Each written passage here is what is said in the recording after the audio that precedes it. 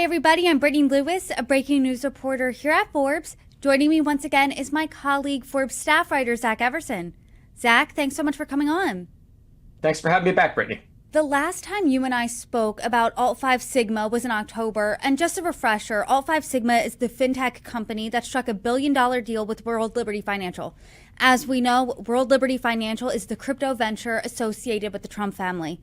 You reported then that Alt 5 Sigma's CEO was suspended by the board. Now you have some new reporting that a discrepancy surrounding the suspension could have violated SEC rules. What can you tell us? Yeah, so it kind of started off a little bit mysteriously here, where the company submitted this very succinct disclosure to the Securities and Exchange Commission saying that it had suspended its CEO, Peter Tessiopoulos. Now, it didn't give a reason why. It just said he's been suspended. It was effective October 16th. So we ran that story. It's really interesting because it is such a big partner of Donald Trump's crypto venture, World Liberty Financial. They acquired $1.5 billion worth of the World Liberty Financial token. Now, that is a token that has it's intrinsic value. There's nothing backing it up. It doesn't include any ownership in anything. It is just gives you voting rights in matters related to that specific venture. So here you had a company that bought $1.5 billion of it. We saw that its stock had crashed since this happened. I think it was down about 70% when we last talked. So, all of a sudden they suspend the CEO. Oh, interesting. Well, this is where it even got more interesting was after we ran that article, we learned that they had actually suspended the CEO in September 4th, 6 weeks earlier than what they informed the SEC, according to an internal message that was sent to employees where it said that the CEO and also the chief revenue officer, who wasn't mentioned at all in any of these SEC filings, had been placed on temporary leave effective September 4th. Again, no reason given at those times, just that there was going to be an inquiry by a special committee of the board. And so give us some more insight on that internal email dated September 4th. What else did it say? Yeah, so we had a couple people confirm this for us, and it said that they're on temporary leave. It said don't share this information with anybody, and it's if you have any questions, bring it to our new acting CEO, who is also the chief financial officer, chief operations officer for the company, Jonathan Hugh. Didn't have many details to it at all. Doing a little more reporting, they were able to find out that the suspensions, the special board committee is investigating several different issues related to a filing the company made back in August. One of those looks to be a matter that its subsidiary had in Rwanda, where it had it confiscated and its principal was sentenced to prison.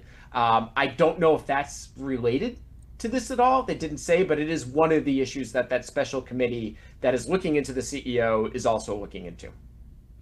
So Alt 5 Sigma tells the SEC that the CEO's leave was effective October 16th.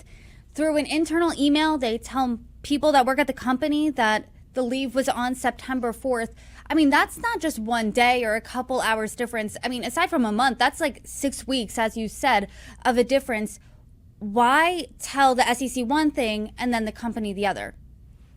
That is a great question. I asked that repeatedly. I did not get an answer to that one. The law is that if they were to suspend, or excuse me, if the CEO is effectively loses those duties, they may keep the title, which is what's happened here. But SEC law and guidance has said that if they effectively lose those duties, they are required to inform the SEC within 4 business days. And clearly, 6 weeks is a little bit longer than that. So not sure exactly what led them to wait so long. If they're saying there's some sort of difference there between placing them on leave and a suspension, not quite sure at all. They didn't come forth with any sort of explanation at all when I reached out. So September 4th and October 16th, there's way more than a stretch of 4 business days in there. So it appears, based on your reporting, that Alt 5 Sigma violated the SEC rules. How serious is that violation?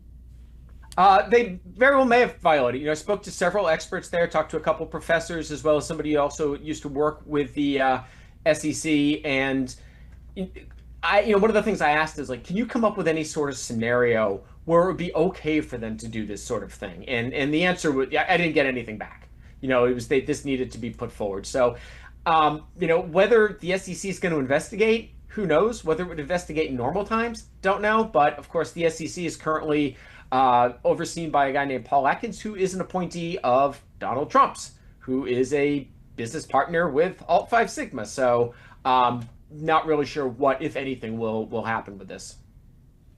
And so it's unclear if the SEC will investigate. Has Alt 5 Sigma responded to you at all when you've reached out for comment? So we reached out, did not get a real explanation there at all as to what the reasons were for the suspension or how long this special investigation might take. A World Liberty Financial attorney did tell us, though, that the CEO remains an Alt 5 Sigma employee and he's still on the board. So the suspension, it sounds like it's still ongoing. They did not reach any sort of decision to terminate him. If that's what they end up deciding to do, it hasn't happened yet.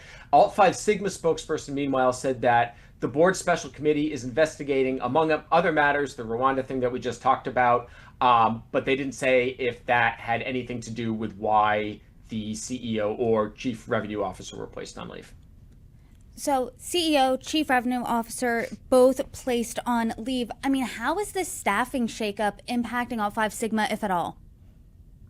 It's tough to say. The stock had been in free fall really ever since it had announced this deal with the Trumps.